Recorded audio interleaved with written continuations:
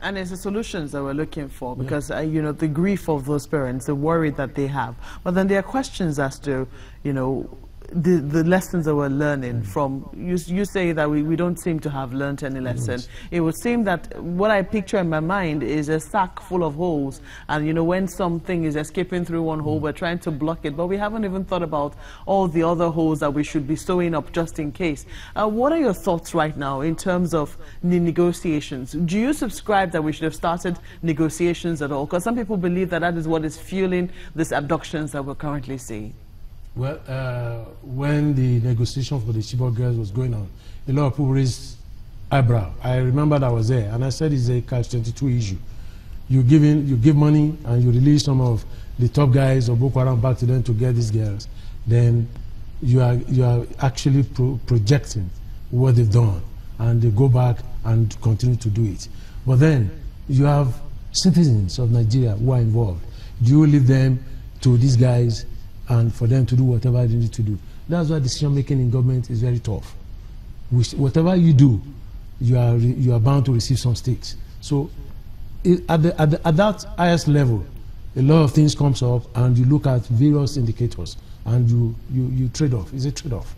So it's left for the government to look at. It's a trade off, but one would have been thinking that government to be thinking of a way, of a means whereby it will not find itself in that sort of difficult situation again.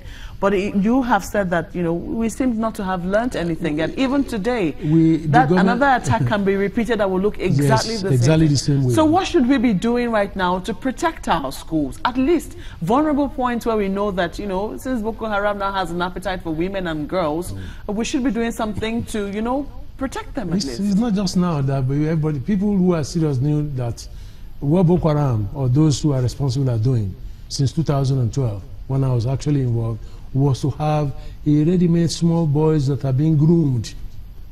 And that's what they're doing. You groom people. They were using Almajiris in the past. Boys like, these ones are not their own blood. The passion is not there.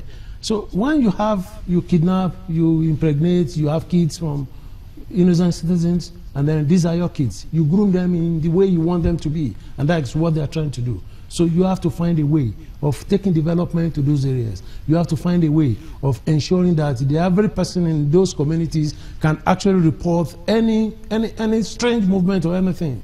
But a situation where everybody believes, no, it's not my problem, let me fold my hands, let other people do it, we have an issue. No, sorry to interrupt you, Ajuri, but you know, Prof, General was saying something. They have to protect.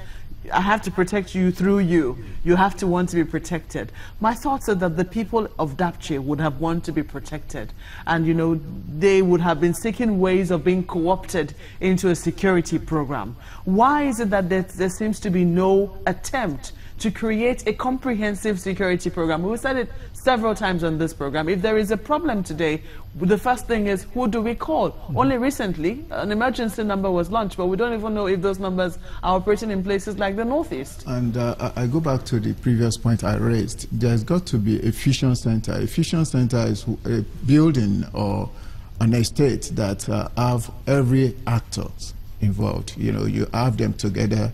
That's the information clearing house. That is missing presently.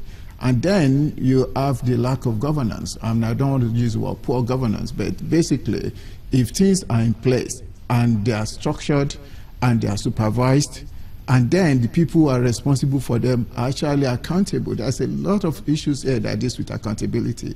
There is a failure on the accountability level. There's a failure of leadership, because you cannot have your own children in that sort of a situation and then you want to negotiate. And I think it's getting to a point whereby if we negotiate with these individuals, of course money will exchange hand. Are we not saying that we're actually funding these terrorists who are actually making our lives difficult? You know, Major General, before we went on break, we were getting at something that I think was very important. I want to make sure we don't paper over that. You mentioned that in your opinion, within the individual services, you don't believe there are, you know, kind of as many problems, as much as what is happening between the services. And I want to ask you about that, because we know that the current NSA is a former Major General of the Army. The Minister of Interior, who of course oversees many institutions, including the police, for example, is a former Lieutenant General in the Army. Now, there are connections there, and I want to ask you, if it's about coordination, ultimately, what is it that needs to be done, if you talk about a lack of accountability, to ensure that when things happen, there is some sort of form of internal discipline that it can be measured and seen by the Nigerian public and those within the services to advance achievement in the field? I still stand by my word. There is no coordination in most of the things we're doing. And if you don't coordinate all these things, then everybody do or go about their ways in different forms. Go back to Schoolgirls, information has been gathered. Have they been passed? Who is responsible? The person or the office who is responsible is to ensure. And like I said, Fusion Center. In the south, the Niger Delta, it took the intervention of my own group before we could get the Fusion Center they are using now in Yenagua to be released for that operation. And now you have easy communication, easy exchange of information. Now, nothing like that is not happening. Even in Abuja here, apart from individual services having their operational centers or whatever, yes, once in a while people meet, but there's supposed to be a place where everybody go to, not in defense headquarters. Defense headquarters, a lot of people will feel, look, this is a military formation, this is a military issue.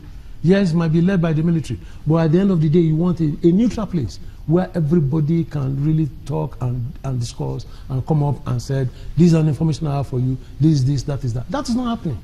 And we'll continue to grow up in the dark if we continue to leave this undone. All these operations are intelligence-led. Without information and intelligence, we'll just be groping in the dark without knowing where we're going. So would you support, I mean, you were talking about that catch-22, Professor, you know, about negotiations. Is it something that how do you think we can break the jinx? Some people will say that if we negotiate again, I mean, everybody wants these girls, and look at their ages, 11 to 19. I mean, SS1 is where you have the most girls missing, about 40 of them. I recall how old I was in SS1. I was 14. So if that is the case, I mean, everybody wants them back home safe and sound. But then would you say that negotiation is the way to go? There are two forms of negotiation. There is formal negotiation, there is informal one. When we say we are not negotiating formally, actually there's always negotiating going on. And I think what we need to do at this point is to have a timetable. If you're going to negotiate, you know, you look at these bits as a building block, and you say to yourself, we've tried this, it failed. We tried this, it did not work. We need to escalate it to this level. But at the same time, as the Americans will say, who blinks first? And the reality here is we are not playing any game. I call it the souls of those children. They are somewhere right now, and we are sitting in this comfortable place, and so are the leaders. And we need to come up with a drastic action that we need to be able to rescue them or negotiate their freedom. And I think the word is, we need to negotiate for their freedom, which is quite important.